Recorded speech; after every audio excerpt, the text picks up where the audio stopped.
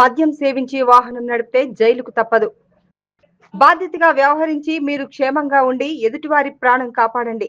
Drunk and drive కేసులలో పట్టుబడిన 23 మంది నిందితులకు ఒక్కొక్కరికి 10,000 రూపాయల చొప్పున 2,30,000 రూపాయలు జరిమానా విధించారు. ఇందులో 6 మంది డ్రైవర్లకు జరిమానాతో పాటు జైలు శిక్షను విధించారు.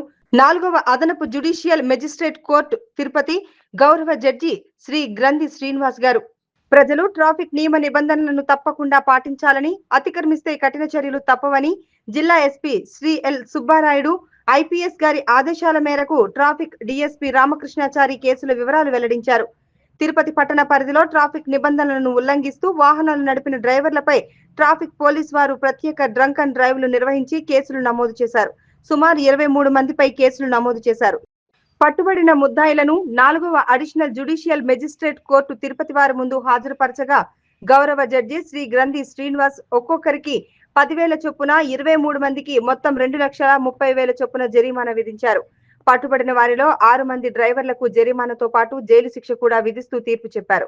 కోర్టు ప్రాంగణం ముందు జరిపిన drunk and drive special drive లో పట్టుబడిన ఇద్దరికి జరిమానాతో పాటు 2 రోజులు జైలు శిక్ష విధించారు. అధిక మోతాదులో పదే మద్యం సేవించిన 4 డ్రైవర్లకు 3 రోజులు జైలు శిక్షగా తీర్పు చెప్పారు. తిరుపతి ట్రాఫిక్ పోలీసుల పనితీరును జిల్లా SP Shri L Subbarayudu IPS అభినందించారు.